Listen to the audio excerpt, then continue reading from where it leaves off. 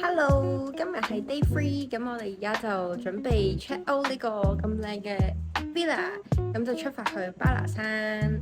到達巴拿山，咁我哋而家喺呢個 hotel 嘅 check in reception 嗰度入去。開始之前，先同大家介紹下巴拿山。咁呢度可以分為3部分，山底就係呢個園區嘅入口啦，山腰呢就可以揾到佛手橋啦，而山頂呢就係法國村，入邊會有 buffet 啦、酒店啦同埋機動遊戲。我哋今次會喺巴拿山 stay 2日1夜，想知有咩玩就要睇埋落去啦。因為我哋係 book 咗酒店啦，咁所以我哋而家就搭一個酒店住客專用嘅纜車上去法國村，即係山頂。Hello， 我哋準備上纜車。Go go go！ 我哋到達法國村啦！今日天氣好好啊，同埋個溫度係啱啱好涼爽咁樣咯。我哋喺巴拿山嘅第一站咧，就嚟到呢一個手動嘅過山車。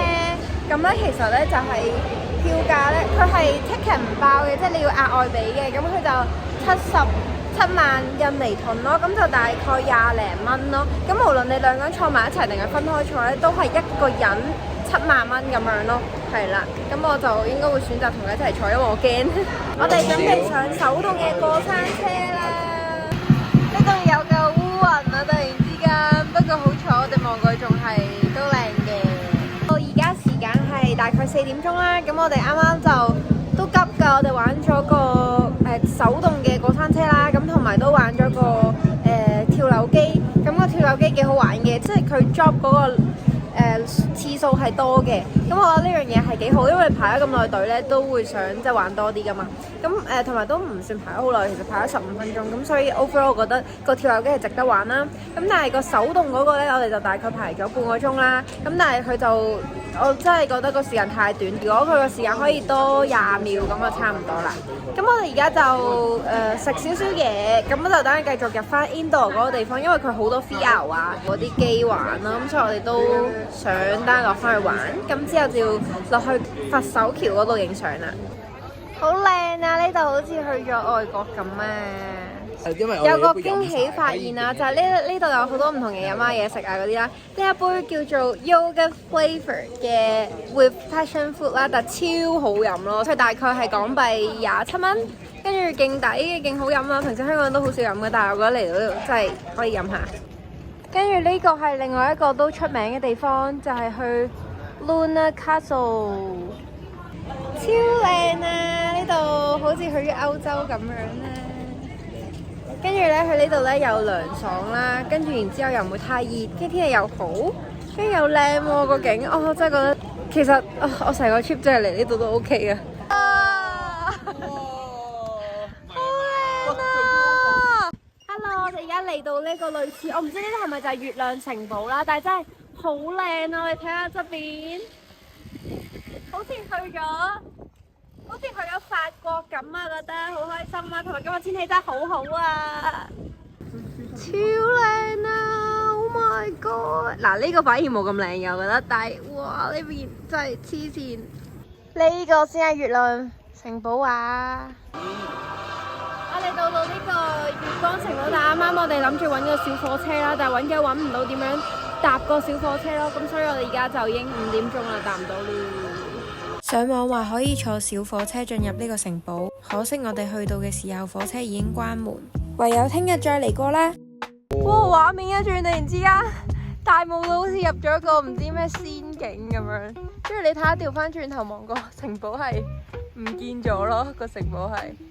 Hello， 夜晚嘅巴拿山好靚啊，你睇下。因為而家有少少落雨，但係細雨咗好多，所以我哋即刻捕捉時間影相。buffet 就喺呢度，buffet喺 Paris 嗰棟嘢度食。而家趁有少少光，仲啱啱又停咗少少雨。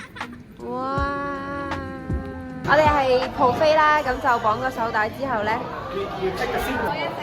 係啊。呢度 buffet 同香港差唔多喎，都日日凍海鮮有蝦啦、青口啦，跟住有 Parma ham 啦。哇！呢個我中意嘅。呢邊有啲越南特色嘢啦，有啲春卷咁樣。個 buffet 都多人喎，有啲熱食，不過啲熱食就麻麻地吸引我。呢個青口好好食啊！我平時香港都好少拎咁多，佢勁有鮮味咯。呢度仲有人唱歌。夜晚嘅巴拿山，咁呢度咧有個教堂啦，係啦。過去係，哇！嗰度有個唔知喺度做咩嘅人啊！你做緊乜嘢啊？到夜晚嘅法國村，你見到都幾靚㗎，都好多位打卡，同埋少人好多咯，我都覺得。不過其實都唔係好少人，係都 OK， 即係都有啲人都要排下隊影相咁樣。好凍啊！但係夜晚嘅巴拿山真係好靚啊，同埋冇人啊，冇人係重點。我哋上咗嚟一個好金碧輝煌嘅地方，跟住望過去，哇，好似哈利波特啊！我哋上咗類似一個莊園咁嘅地方啊，你睇下呢度後面，即係唔係好睇到，但係即係一個花園咁樣咯。哇！晨早嘅巴拿山啊，而家時間係幾點啊？差唔多6點。晨早流流有班人做緊早操，搞咩啊？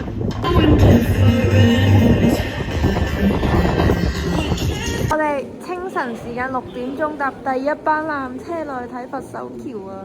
呢個係住客必做嘅事，係啦。係咯。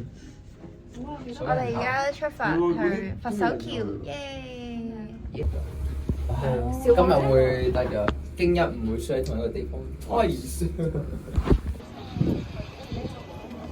朝頭早6點鐘嘅佛手橋，佛手橋盡頭呢度有一個鳥居咁嘅嘢啦，可以喺度打卡。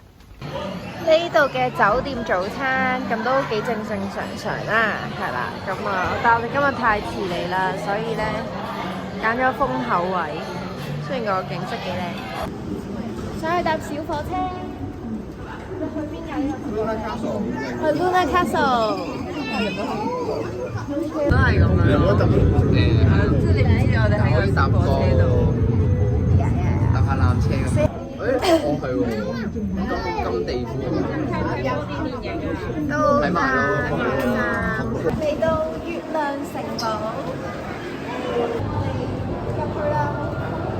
好似好特別咁嘅入邊，我哋入去睇睇。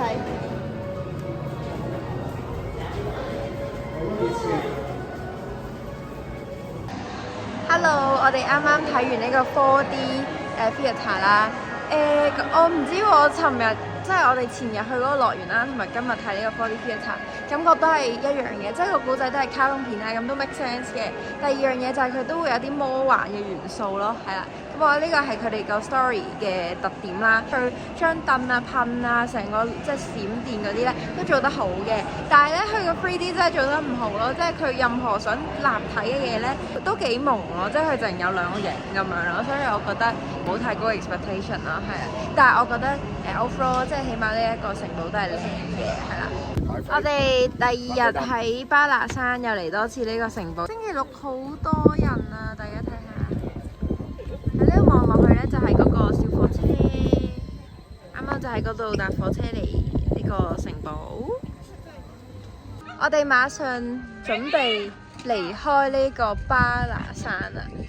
即係佢而家突然間有啲曬啊咁樣啦，但係啱啱冇咁曬嘅時候咧，咁出邊有陽光普照啦，藍天白雲啦，跟住再加埋呢啲雕像啦，跟住再加埋裏面有個城堡啦，真係哇成件事好靚咯，我覺得，所以我覺得女仔一定會好中意嚟呢度打卡咯，超級靚啊！我覺得呢一個廣場，當然係要配合天氣好啦。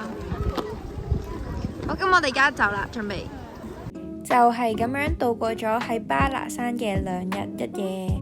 離開巴拿山之後，我哋翻返去峴港市中心，夜晚仲去咗食法國餐 The Temptation。